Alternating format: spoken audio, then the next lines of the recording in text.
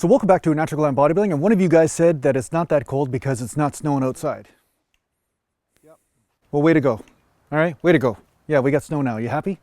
We got snow now. Yeah, so it's cold enough so that way I might die during filming some of these videos for you guys. Are you happy about that? Are you happy? I'm gonna have to bury myself up on top of the mountain with the rest of you non-subscribers. I will unsubscribe to life. That's what I'm gonna do. I'm just gonna quit receiving notifications of air, which is what will happen to you if you don't subscribe to this channel. By clicking subscribe and clicking receive notifications, you'll stop receiving notifications for air and food and light and life itself. Mountain.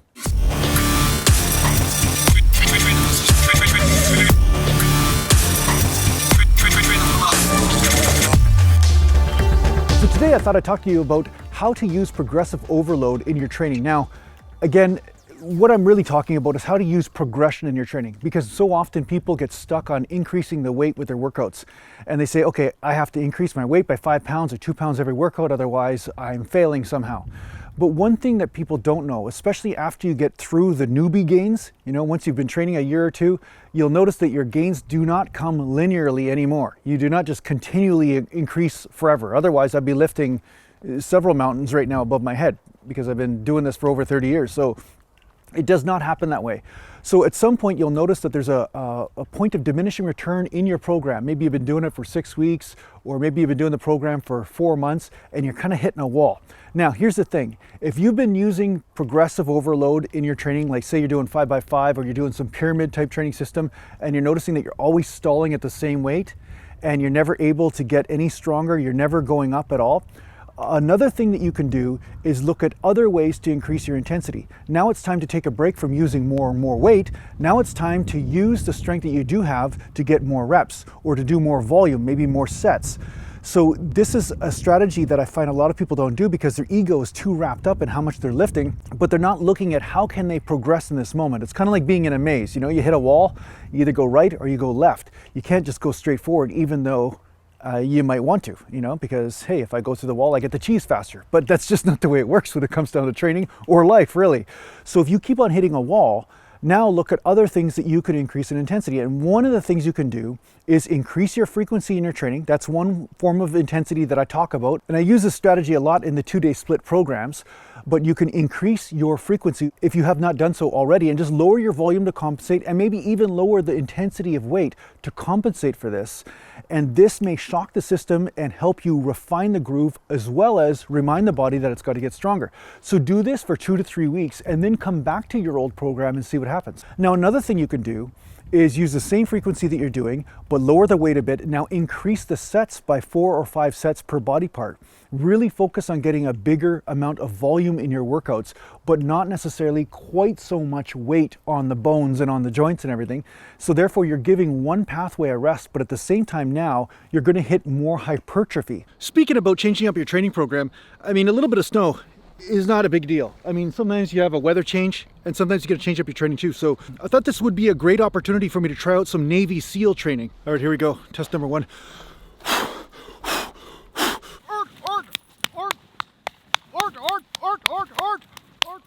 Now I need a ball. I need a ball now. What? I'm wearing Navy. I'm wearing Navy. You guys are so picky. Now, once you start to gain some more muscle mass, then once you start to refine that with a groove, when you start going heavier again, you're going to have a greater capacity to grow in strength.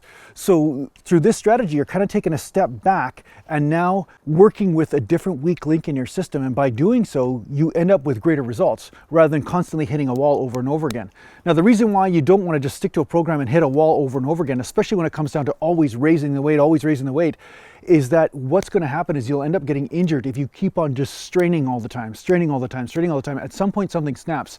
So it's good to take a step back, give that pathway a rest, and now work with a different pathway and see what kind of results come to you. Now, another way you can address this plateau that you're experiencing in your training is start working with different exercises altogether and start trying to specialize in those exercises instead of the ones that you're hyper fixated on. We always know the person who's hyper fixated on bench press or on their deadlift. I mean, everything else in their training is just shit, but at least they're working on those movements all the time.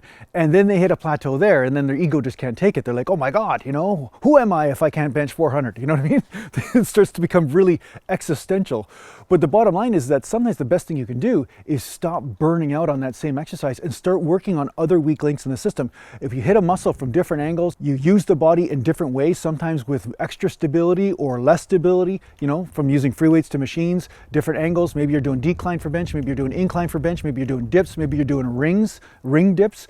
These types of things can help have a synergistic and cumulative effect on your overall strength once you return back to that original exercise that you've burned out on.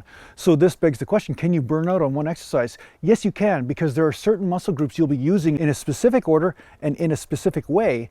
And by constantly doing this over and over again too much, you're never giving the weak link in that exercise the rest, right? So case in point, say you're squatting lots and your lower back is getting used a ton. Your legs might be able to still train really hard, but your lower back might be severely overtrained from your deadlift days, from your bent over rows, and from your squats. So it's good to say, okay, I'm going to take a break from squatting because my lower back is actually what's the weak link here. It isn't because my training's not right, it's just that I've overtrained one area, which is another video that I will make. Can you overtrain one area? And obviously the answer is yes.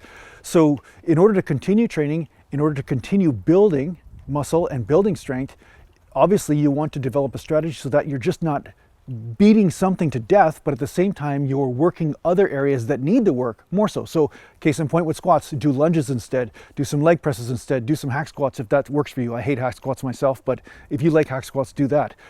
But if you start to take a break from there, then when you return to squats, you might find that you're stronger than ever. So I hope this helps you break through some plateaus in your training. I hope this helps you understand that, hey, there's different ways to increase your intensity in your training. You don't always have to progress in one way, because sometimes progressing in another way can help you in the original first way, right? So yeah, you got to think outside the box, man. You got to be like the Stephen Hawking of natural bodybuilding. Mountain. All right, thanks a lot for watching. If you need to get a hold of me, just go to naturalgallantbodybuilding.com. And thanks to the Patreon supporters, and take care for now. Mountain. Kind of like a fashion show, huh? I know, it's pretty cool.